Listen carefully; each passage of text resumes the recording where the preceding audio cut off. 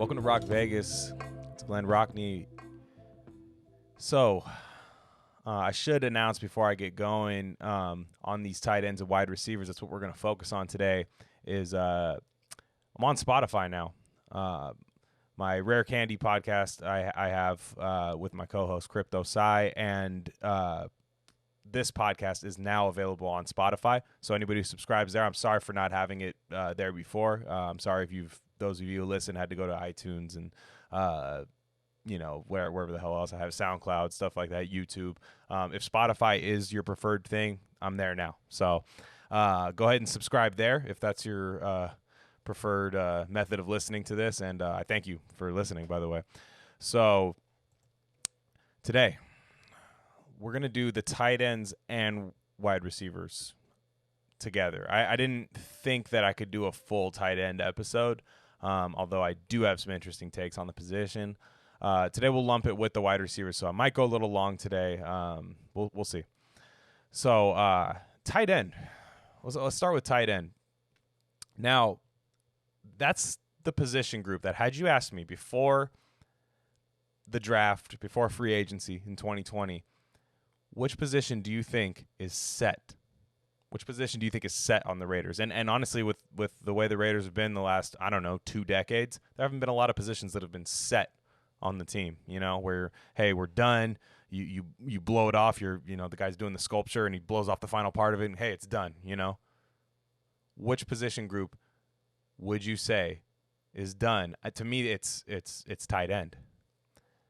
Now, that didn't stop the Raiders from adding tight ends. A reasonable amount of them, actually, too. They added a couple. I thought this position group did a great job last year. Now, there wasn't a lot of outside weaponry for Carr. And hey, I'm a person that gets on Carr's ass the most. Maybe not the most, but I get on him pretty well. I definitely am not super optimistic on him, but it is fair to say he didn't have outside threats last year, right? I thought the middle of the field was elite for the Raiders last year, right? The people that worked in the middle of the field. And by that, I mean, the Hunter Renfrows, Darren Waller, Foster Moreau, people like that, right? In the intermediate part of the field, middle of the field, I thought was great. Needed to add outside threats this year.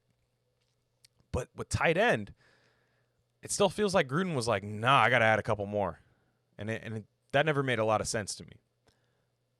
That being said, I would argue that this could be, other than Philadelphia, the best tight end group in the league, right? I know San Francisco's got Kittle, but behind him, I don't think it's as good as what the Raiders and the Eagles have. But this is a great position group.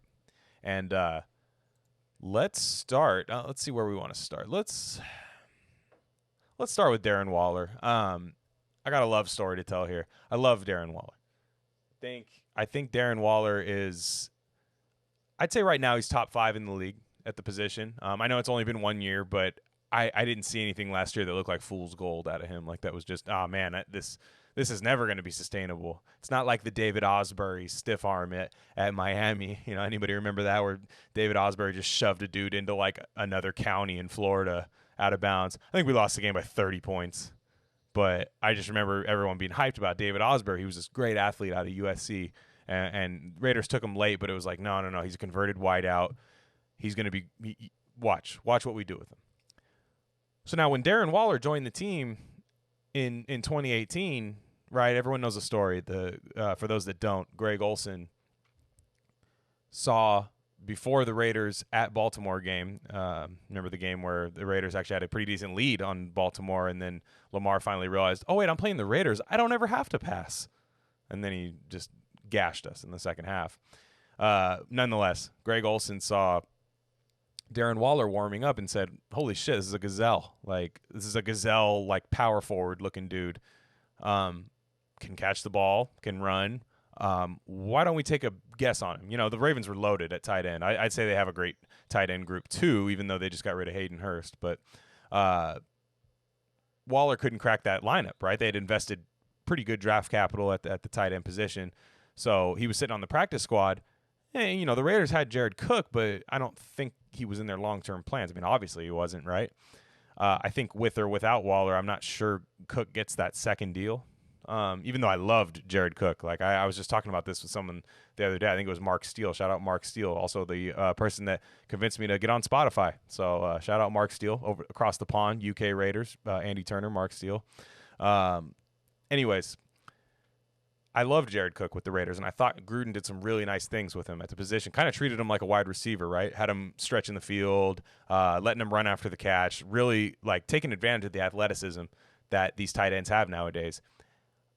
When Waller had a couple nice plays in 2018, right? I think against Cincinnati, had like almost like an end around, or was it like a jet sweep or something? He took it far. It was like, okay, this guy can play. Like he's got athleticism. But I didn't know if we had another David Osbury on our hand, right? The stiff arm thing. It was kind of like, well, okay, what is this guy like when he needs to go over the middle and make a tough catch and take a hit? You know, what is it? Is he physical? Is he one of those guys where you take one hit and he takes one hit early and you don't really hear from him the rest of the game? I didn't know. So when Gruden was hyping him up in the 2019 kind of like mini camps and training camps and said, hey, look, we don't have anyone that can cover Darren Waller. We just nobody can stop him. He's incredible. He's our secret weapon. I don't want to talk about him too much. He's our secret weapon. Now, a couple things to me was like, okay, one, our defense can't cover like most teams' tight ends. So what does that say, right? Okay, so Darren Waller's average. Is that what you're telling me? Like that was what I thought of with Gruden. Again, I'm a pessimist, so you guys will learn that. And but Waller. Oh, also, I'm sorry, Gruden. We just. The year before, he was saying, "Oh, Arden Key, geez, do we even need this Khalil Mack guy? We have Arden Key." So he was kind of had a history of like hyping guys up in the offseason. It almost felt like he was trying to influence the player through the media rather than influence the fans through the media. Where it was kind of more of like a, "Hey, I'm talking about you big. You better step it up," you know. So I was thinking in my head like, "Okay, is Waller really that good?" But then, you know. Even just in preseason, just watching him catch the ball, it looks so fluid. He looked faster than whoever was covering him, which, yeah, that's the beauty of having a great tight end is he's getting covered by either a small slot corner, a undersized safety, or a slow linebacker, right? I mean, not every team has a Deion Jones or hopefully Corey Littleton, right? Guys like that can cover. Not every team has that. So I said, okay, yeah, this will do, you know. Week 1, right? It's not something we had to wait long for. Week 1, Monday Night Football, Denver Broncos. He was just eating, getting whatever he wanted in the middle of the field. I loved that little fade route where Carr just did that. Step back real quick, saw the matchup he wanted, threw it up, let him go get it. I love it. You know what I mean? Especially because the offense was kind of humming right there. It was getting that first 25 plays that Carr and Gruden are always so good at. It was humming, and it was just like, hey, take your shot to Waller. And Waller was. He just looked great. You know what I mean? Like he looked like he'd been in the league 5 years already and was hitting his stride, you know? And look, Waller wasn't a rookie, right? That was just his first full season in the league playing as a starter. So you'd like to think it was always there, but he was, you know, if you listen to his interview with Bussin' with the Boys, Will Compton and Taylor Lewan, those guys really got to the bottom of like his addiction and stuff. It was really, really interesting to hear like how bad it was, right? And go ahead and listen to that if you want to hear how bad his addiction got. I won't talk about that much here. But Darren Waller, he was always this good, right? Like he was there's no way he just got clean and then all of a sudden got like insanely good at football. It's like, no, he just finally got his head right. And it's weird as like a Raider fan for, you know, I'm used to the other way around, right? I'm used to the guy that maybe had character concerns coming into the league, right? Spends 4 years on his rookie contract, does well for, let's say, Tennessee Titans, right? Or some random team, right? Then the Raiders go, hey, let's give him the 4-year contract, huge tight end money, and then he has a drug problem. That's what I'm used to having as a Raider fan, like having it work out like Antonio Brown style. I'm used to having it work out that way.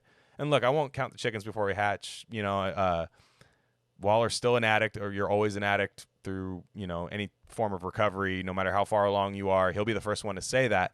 So it's always a constant struggle, and there's always a chance of relapse. But he really seems like he's got it going, right? And he earned his money last year. I was juiced when they gave him that 4-year extension. I'm so glad to have this guy as part of the team for at least the next 3 years, 4 years, I think, right? And it's great. The Denver play, taking the screen, right? That little like delayed screen. damn near to the house, man. He just got tripped up there. Tight ends don't do that. I mean, you got to have, Kelsey, Kittle, guys like that. Not a lot of guys do that. So he is among the top in the league right now. I know, look, we got to see it happen again. Stay healthy. He did stay pretty damn healthy. I know he had to have like a thumb surgery in the offseason, but that didn't look like it affected him while he was playing. And one thing I love about Waller was his blocking, his inline blocking. I didn't think he was going to be like a super physical blocker. And also, I didn't think it was going to be a deal breaker if he wasn't. It was kind of like, hey, that's fine. Do what you do, and that's cool. But against Chicago, man, that Chicago game in London, he was getting down and dirty. He didn't really have that great of a game as a receiver. I mean, it was fine. I mean, he did what he was asked of him, but he was in there blocking. They were going in like, run. They leaned on the run game and short passing game in that game and picked Chicago apart. So he's a complete tight end to me. There's nothing more I need to see, just more of the same. Now this year with Waller, I expect him. I think it was Raiders Empire podcast, and I'm forgetting the guy's name that posted it, but said, hey, what's your stat prediction for Darren Waller? And I said, probably fewer yards, right? So I had just a little, like a tick over 1,000. I do think he gets 1,000 yards this year, but I think he gets at least 7 to 8 touchdowns this year, right? The reason I say that is because of all the other outside additions, right? You cannot key in on Waller. They might try it first, right? And that'll open stuff up for the other people. So whatever happens is fine. It's, however you get to the end zone is however you get to the end zone. But I do think he's going to, with the speed they added, like Henry Ruggs, Lynn Bowden, guys like that, that's going to get teams to not be able to cheat up on those intermediate routes that Waller just feasts on. So real excited about him. Just really happy to have him on the Raiders. I think he's incredible. Right behind him, and he's not behind him on this depth chart I'm looking at. This is lineups.com, the Raiders. Right behind him, in my opinion, Foster Moreau, another just home run pick last year to me. Like, just, he didn't, because of Waller's emergence, he didn't get maybe the targets that he should have got and stuff, but Foster Moreau surprised me every time. Like, he didn't, you kind of expect him to be like a clunky tight end, like just blocking, make a nice play, like almost like a Lee Smith. When they got him, I thought he was kind of like a Lee Smith. I remember on Stick to Football podcast, Mello used to really tout him, like, Foster Moreau, this is my boy, and he's a Chiefs fan, so he was kind of pissed when he went to the Raiders. But I was kind of like, oh, okay, this is one of those guys everybody was saying, like, this is a late round gem guy, and you saw it right away.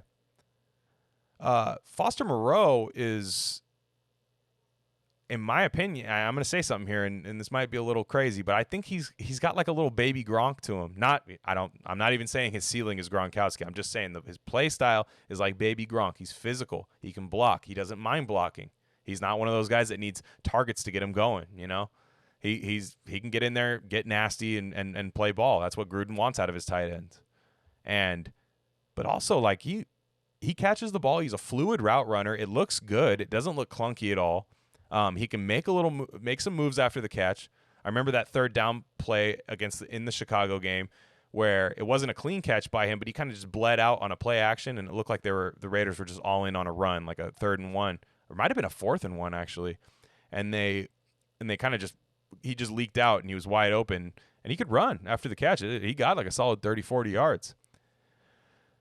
Sadly, and he actually, in my opinion, was the best red zone threat on the team last year for a while. When you're inside the 10, maybe inside the 10, like the super red zone, like the plus red zone. He was like the best target on the team in that time. And I was at the game where he tore his ACL, and it was sad. It seemed like almost like a little fade route on the sideline. He just didn't get up. It was that Tennessee game where Tannehill he looked like Dan Marino. And Moreau didn't get up, and it was sad because you hate when your guy tears his ACL, but you hate it even more when it's like late in the season.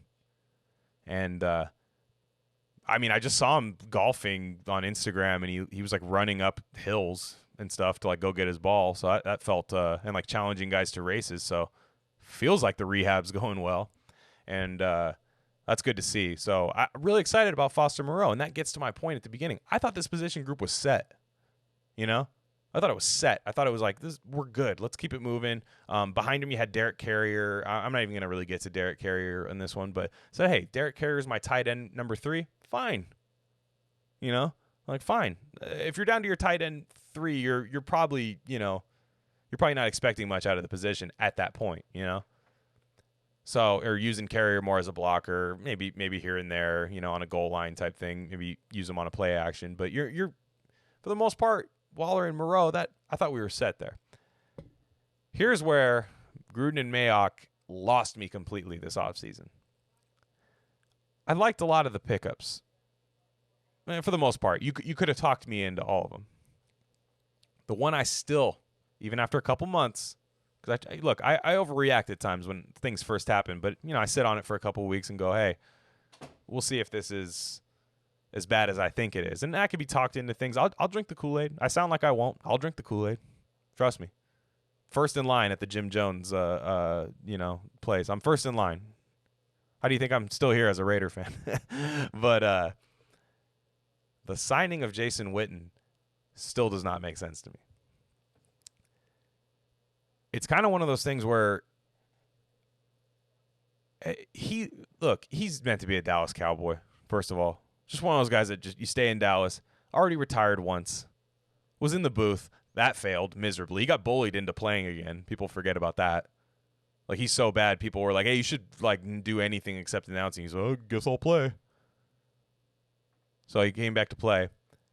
I had to refresh. I thought it was one of those things where Adam Schefter, when you see your week 1 of free agency and you're like, fuck, refreshing Twitter every 5 seconds, phone's dying, charged it 6 times during the day. Meanwhile, you're supposed to be working the entire time, but fuck that. It's free agency. Your boss understands. I'm refreshing Twitter, and all of a sudden I see Raiders agreed to terms with Jason Witten, tight end. I had to look at the Twitter handle. I thought it was Adarn Schefter, or you know what I mean? Or Fat Malin, you know what I mean, disguising as Adam Schefter. I thought that was one of his great bits. Shout out to him. I thought that was something like that happening. No, it wasn't. It was real. I don't understand the Jason Witten signing. First off, you take Foster Moreau off the field or Waller off the field most of the time, unless you're in a goal line setting.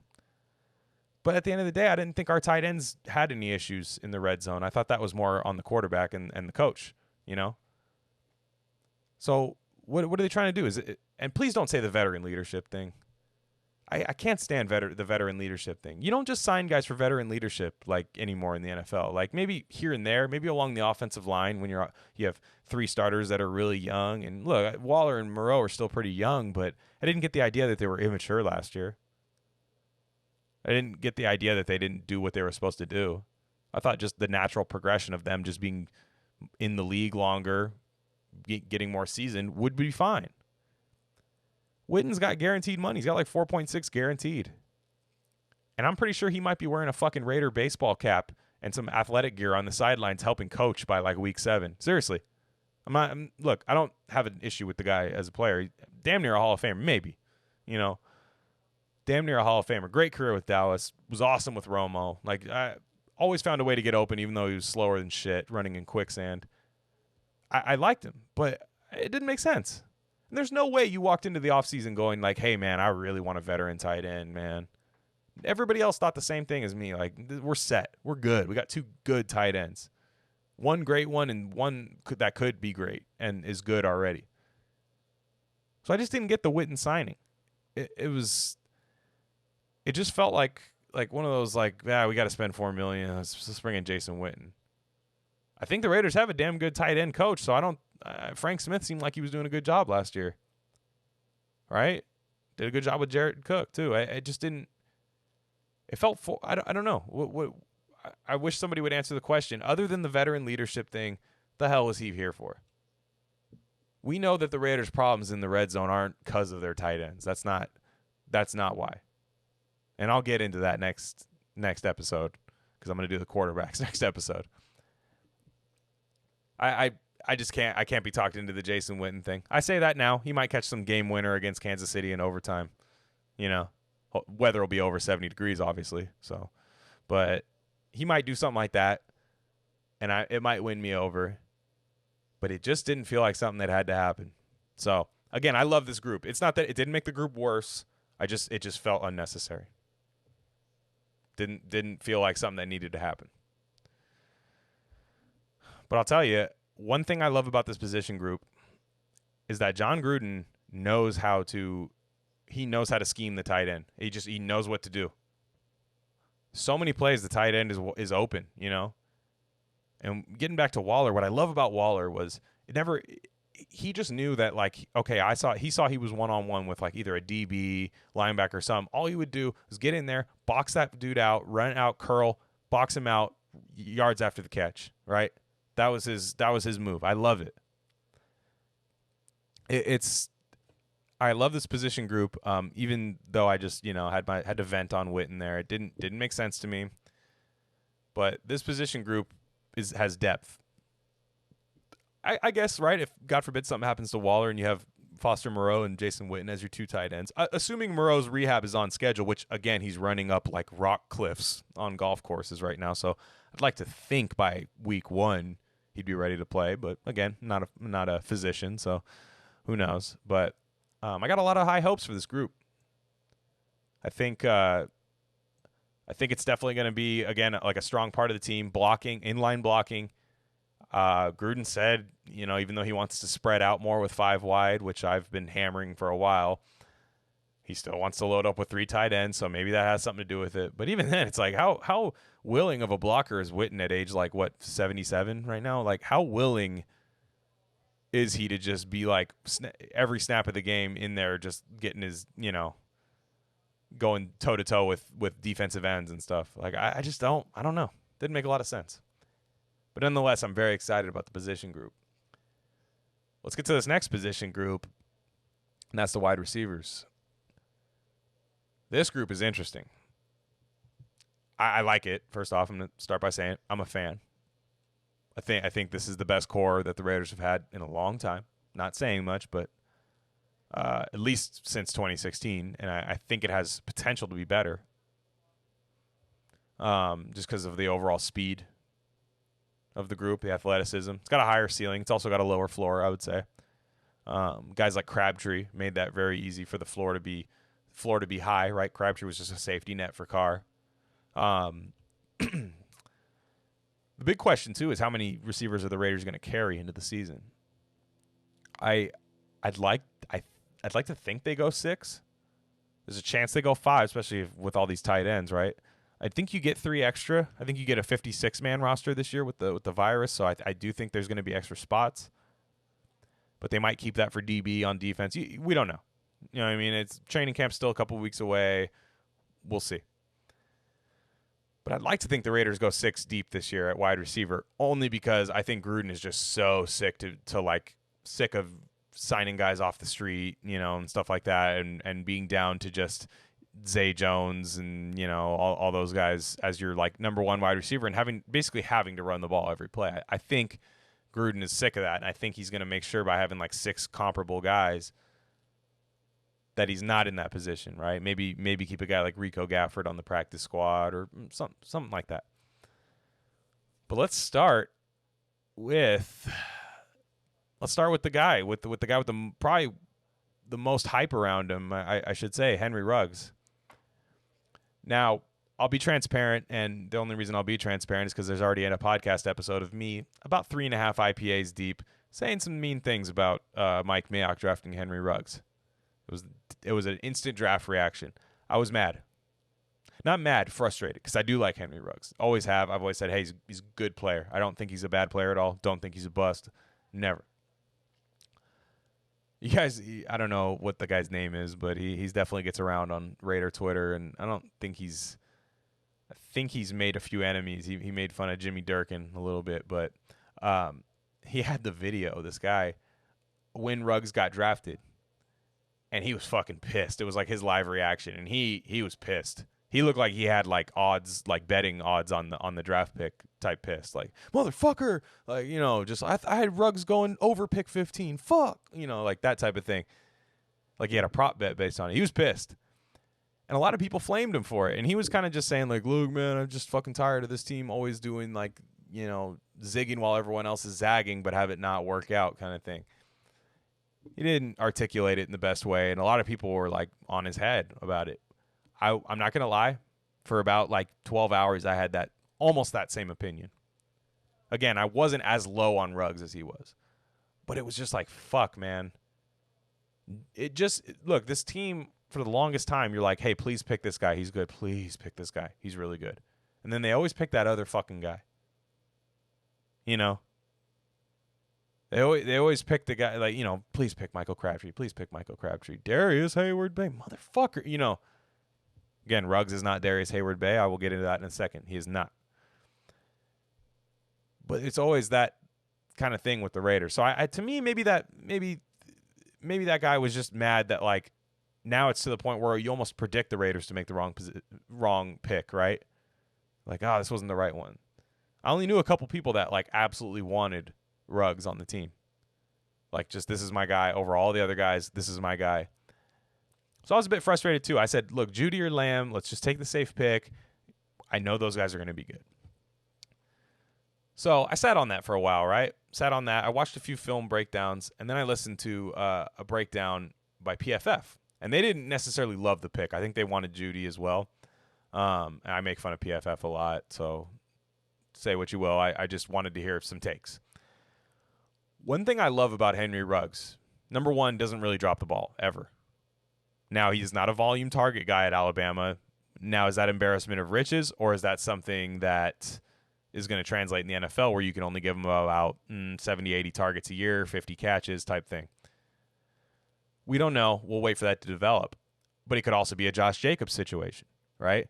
Where Josh Jacobs didn't get a lot of tread on his tires because there was fucking all pros, you know what I mean? All Americans in front of him, just SEC monsters ahead of him, and you got it, there's only one football. So one thing I love about Ruggs, and it's something that I thought defenses were allowed to cheat against the Raiders last year. They could sell out on the run, 8 in the box against Jacobs because you didn't see any outside threat, and you didn't necessarily see the quarterback Carr as a huge threat with his arm. Look, I'm getting into that. That's next episode, but I don't think teams are very fearful of Derek Carr right now. I think that's fair to say. What Ruggs does is he's a home run threat, right? Now, I'm going to use an analogy that Ruggs is not this guy I'm describing, but the way I look at it is, do you remember the years where Barry Bonds was at the height of his career, right? Where he was, the Balco was hitting just perfectly, and people were waving the chickens like you won't pitch to him. So who benefited the most from that, right? It was Jeff Kent. Jeff Kent's right behind him.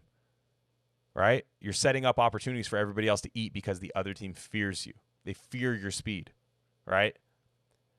Now, like Jeff Kent used to lead the league in RBIs because you'd already have Bonds on base, probably somebody else on base, and you just hit one in the gap and boom, free real estate.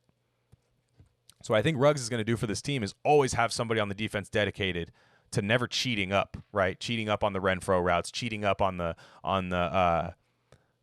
Waller intermediate routes and stuff like that, or the wheel routes. You're gonna have to account for Henry Ruggs on the field. Now, Ruggs has to show that he's also versatile, right? That he can take those short passes. Because again, this is a John Gruden offense. They're gonna get the ball to him quick, and he's gonna have to create a lot on his own. That's just the way this works. But I like that about Ruggs. I saw a lot of people saying, man, I don't think we have the quarterback to get the most out of Ruggs. And look, that might be true if you're talking about deep routes, but I'd also argue this. When you have a quarterback that's better when they throw short, intermediate routes, why not have the guy who can make the most of it after the catch, right? Instead of having, the fossil of Jordy Nelson and the, exoskeleton of James Jones and guys like that where they don't really do shit after the catch because they're old, and stuff. Why not have some fresh legs where a slant route could go to the house, right? How Renfro did last year a couple times, but you have Henry Ruggs.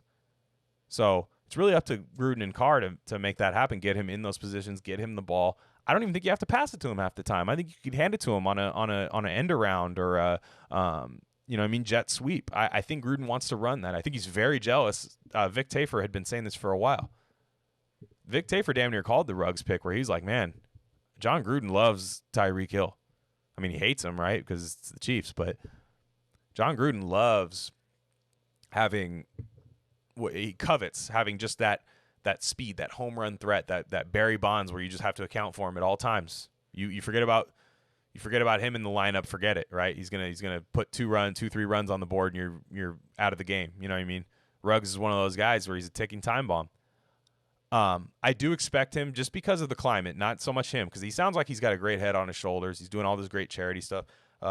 Currently wearing a Henry Ruggs shirt, the HR3 one, where he was feeding families out in Clark County with that. Sounds like an awesome guy. So you have that. He's got the hands. I think he's a good route runner. He's got to get a little bit better, but that's fine. That's something you can deal with as a rookie wide receiver. But I'm just excited to see what he can do.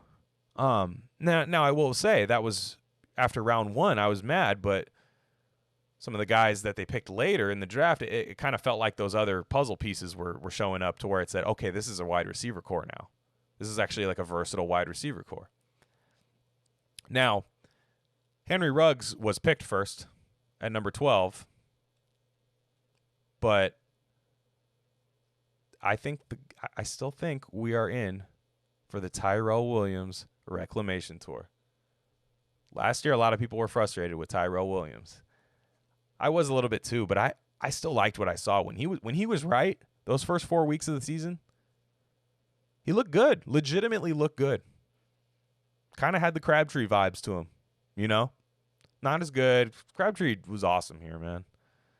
But I have a take that I think Tyrell Williams is a 1,000-yard receiver this year. That depends a lot on health. He's always had injury problems in his career. But he had plantar fasciitis in both feet last year. That's something you just really can't play through and hide, you know? That's the arches of your feet. It's tough. You really can't downplay it or anything. Now, that being said, he still dropped some big balls against Houston, that Houston game, letting Garyon Conley strip the ball out of there. It's a tough scene right after you trade Garyon Conley. Tough scene. So I think that left a sour taste in a lot of Raider fans' mouths, but I still think Tyrell Williams is really good. Not a number 1 receiver. Look, again, last year they say they believed in him as a number 1. They still went and got AB. They knew. You know. He's not a number 1, but I think for like the first few weeks of the season, I think he will be. Again, this is just with the COVID-19 stuff. I understand the Raiders have been working together and stuff, but I still think Tyrell Williams knows Gruden's offense. He's a big body target for Carr. I think that's going to be the early chemistry thing this year that I just don't forget about him. I'm still a big Tyrell Williams fan. Yeah, he's not going to be. I think he's going to benefit from these Henry Ruggs things, where Henry Ruggs is going to draw a lot of the attention, especially if he has a couple of huge plays early. There's going to be teams saying, "Hey, we got to watch out for this number 11. This guy's a freak. Like we can't let him out of our sight." I think Ruggs, Waller, guys like that are really gonna eat because of that. So we're looking. This is all the Henry Ruggs effect is really real. I think that's why they got him, and I also think Henry Ruggs can just be a very good wide receiver. So, I think don't put too much on Ruggs right away. Right. I think wide receivers start slow as rookies, especially in John Gruden's offense. I remember even in the draft process they were saying like, rookie wideouts. We ask a lot in this offense. Mike Mayock was saying he's got to learn a lot real fast to start, and I think he's going to end up starting. But I think Williams is going to get the brunt of the targets early outside. Now let's go to the other draft pick. This was one that kind of gave my seal of approval for the Ruggs pick. It's round 3, right after picking Lynn Bowden. The Raiders picked Bryan Edwards out of South Carolina. He was one of my guys. Actually, if you want to go back to my episode of 10 players where I'm really excited about for the draft, and this was before the draft, right? I'm just guys I wanted. Amik Robertson was on that list, and Bryan Edwards was on that list. We got 2 of my guys, right? So Bryan Edwards, when he was the pick, it instantly made the Ruggs pick even better to me. He's everything Ruggs isn't, right? The big body guy, contested catch guy. Not that Ruggs actually can't make contested catches. He's actually pretty good. Ruggs is a tough dude. But Edwards can go up and get the ball. Actually has some really good. He's actually really good at creating separation. He had a terrible quarterback in South Carolina. Tyler Helinski, I want to say was his name. Terrible quarterback. Had you put him with Tua, Edwards, like with Tua in that offense, Edwards would have been a top 30 pick, first rounder, easy. Yeah, again, he had the injury, so maybe not. But Brian Edwards, to me, is the guys like him work the best with Derek Carr. Like Carr had good chemistry with Andre Holmes, Michael Crabtree, guys that can go up and get the ball. Carr definitely knows how to float the ball, and I mean that in a good way and a bad way. Especially those goal line fades that they love to throw. They always did. It was always such a wasted play to me. But it always worked with Crabtree, right? And Andre Holmes, guys like that, big body guys. So I think that the chemistry is going to be there right away. Now, again, I expect slow starts for rookie wide receivers this year. This is going to be the last time I say it. Sorry. But I think Edwards, for the long haul, is going to be a mainstay on this team. I could see Ruggs and Edwards, wide receiver 1 and 2. And then Tyrell Williams will still have him under contract for a while. If he doesn't have a huge year this year, I can definitely see the Raiders trying to move on, but because it is an $11 million a year contract. But again, I'm predicting a big year for Tyrell Williams, so I would love to see those three guys just really grow into their own and create a nice unit around there, along with this next guy, Hunter Renfrow, fan favorite, third in Renfrow, the slot machine, whatever you want to call him. Got him in the 5th round last year. I remember thinking there were people saying like, there's no way this is going to work. I'm like, what do you mean? What do you mean it's not going to work? They were saying, he's going to have the speed. You know, look, that Clemson shit was fine, but this is the NFL. I don't care. He plays faster than he looks. Evidence of that being the Chargers and the Houston game when he took slant routes to the house, made a guy miss. Definitely had better wheels than I thought. Hunter Renfrow is a godsend to this team, especially with the quarterback we have.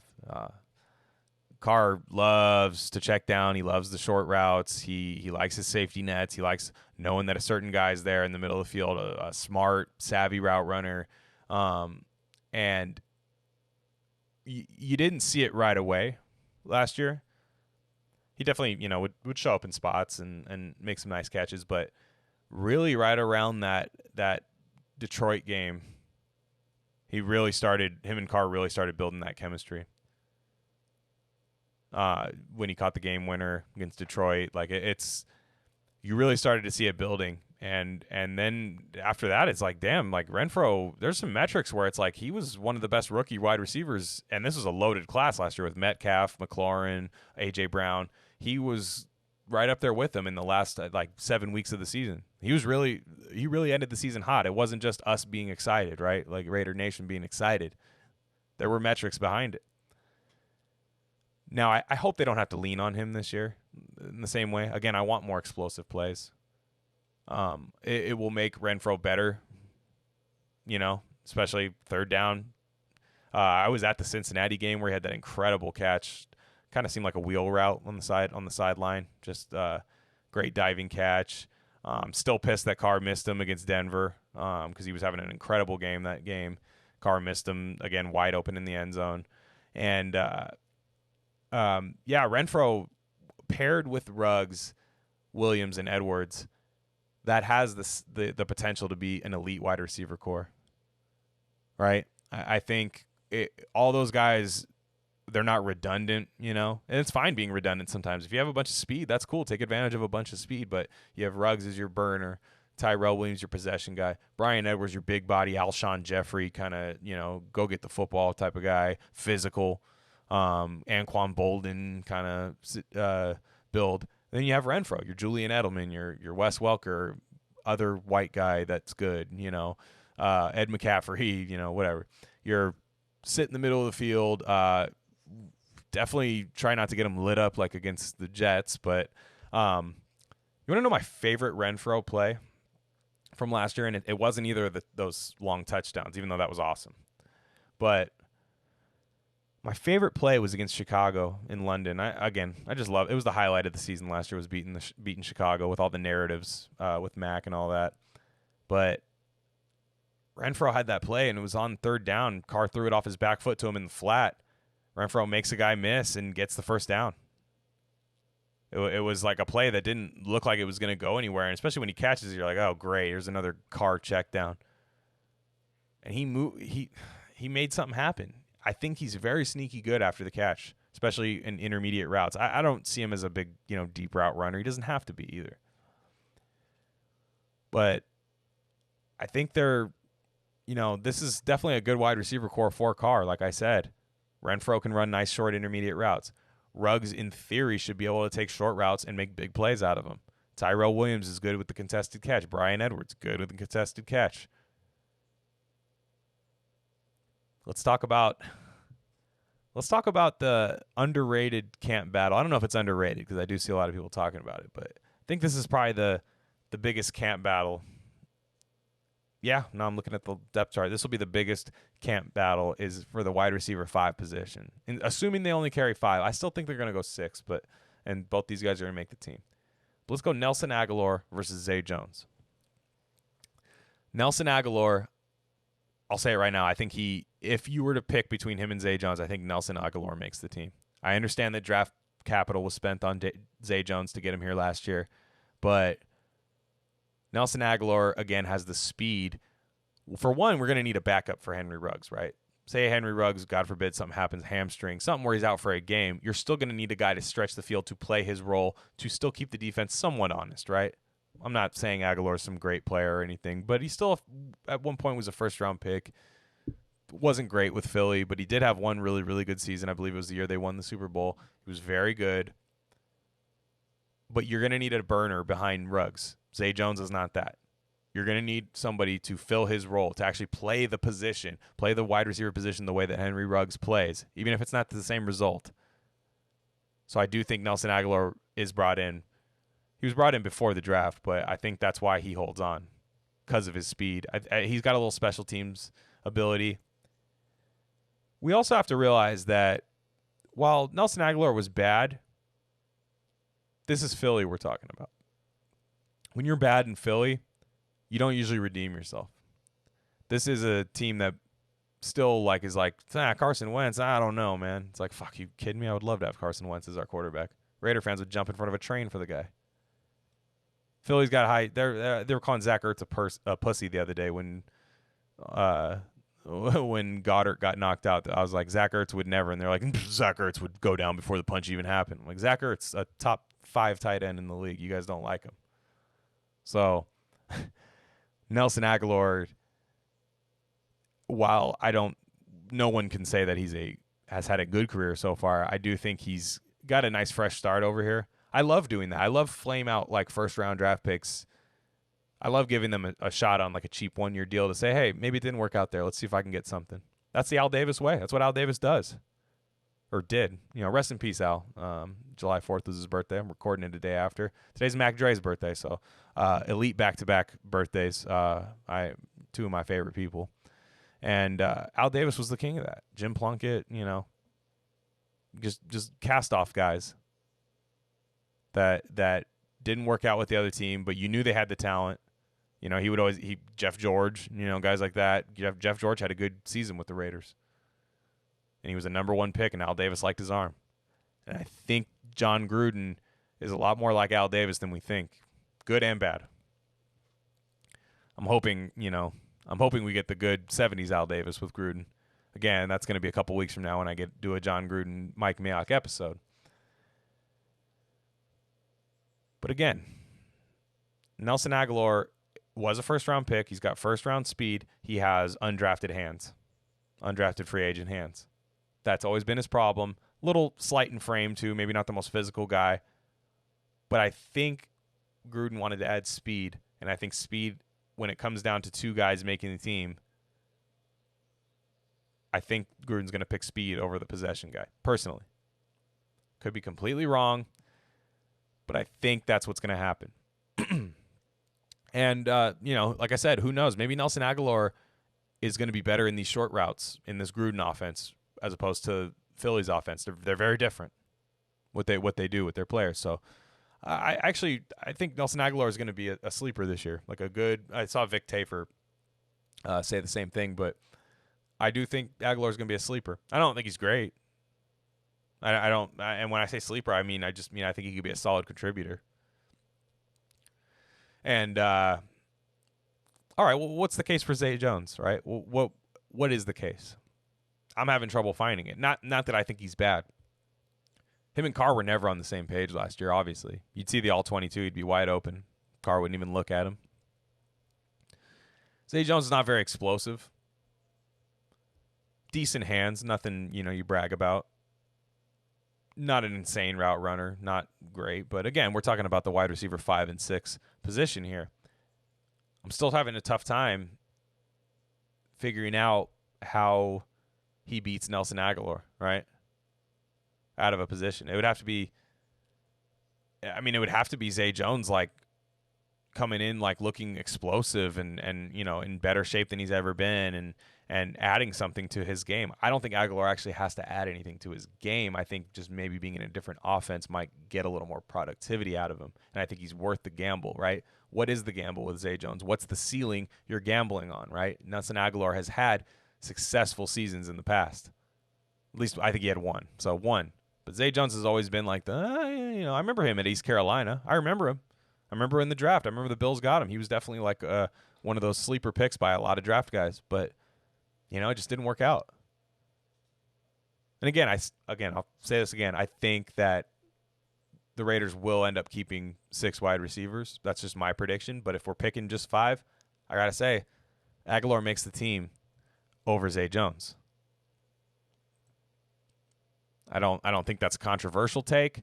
I think some people disagree with me. I think a lot of people are excited when they see Zay Jones working out with Carr in the offseason. But guess who else is there? Nelson Aguilar. Working out. Looking good. Hey, bobbled a little ball. I saw it. Bobbled a little bit. It's fine. He's going to drop the ball. He might be the Seth Roberts of this team.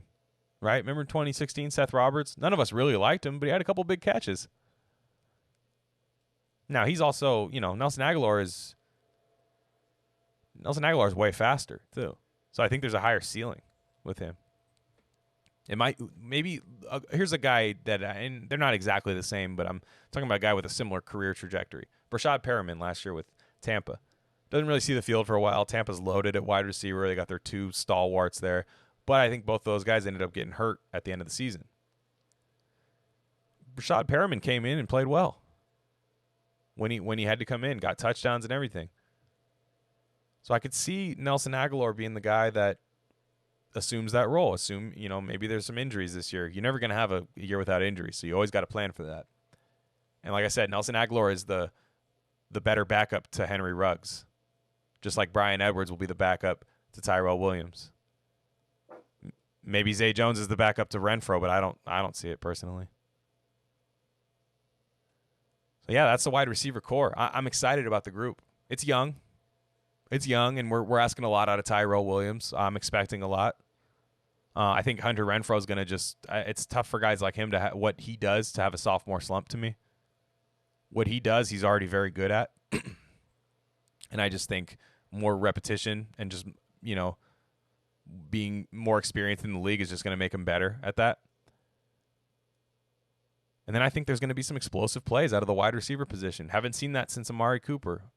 And even then, that was really frustrating, the Amari Cooper era.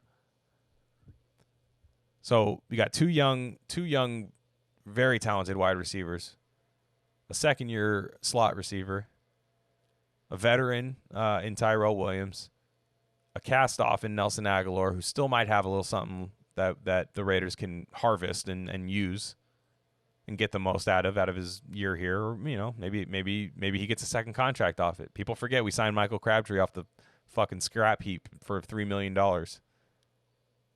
And he was done in San Francisco. So you just don't know.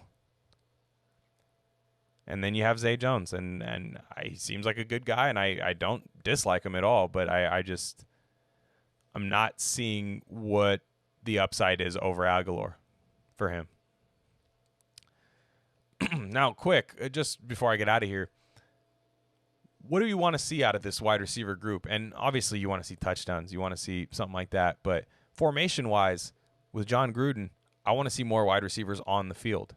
Last year he had an excuse. He had an ace in the hole and say, hey, look, I had to run the ball a lot more. We didn't really have a whole lot at wide receiver. We had some injuries, and Antonio Brown didn't work out. Hey, they gambled on that. I was for it at the time. It didn't work out. I don't think we're going to have any Antonio Brown situations this year. It just doesn't seem like the group of guys where that's going to happen. But I want to see like more 4 or 5 wide receiver sets. Especially with Carr, who likes to get rid of the ball fast. Like, it's tough for defenses to account for 5 wide receivers on the field. Your 4th wide receiver is better than their 4th DB usually, no matter who you're playing. That's just the way it works, especially with the rules now. I want to see more deep throws, right? I want to see more pass interference situations, right? Where you can, hey, Ruggs is down the field, and then the guy, tackles him instead of letting him take one to the house. That's damn near a touchdown for Henry Ruggs, right? Even though it's not a touchdown. I want to see explosive plays. I don't want to forget about the short passing game. I don't hate the short passing game. I'm also like that. I'm not the we need to take a lot of deep shots down the field. I'd like to see more. But I understand. Look at the Patriots. They have, with Tom Brady, they had a good short game, right? And it worked. It was efficient. They would run the ball efficiently, throw the ball efficiently, not turn the ball over, take a deep shot whenever you thought it was there, whenever you thought the defense was sleeping. And that's what I think John Gruden wants to do, and I'm fine with that. But with those short routes, you have to have people that can take the ball to the house and score at any given time. And I think that's what they did this year. You never know till it happens, but I think Henry Ruggs, Renfro, Edwards are guys that can make huge plays out of small, yardage throws, short yardage throws.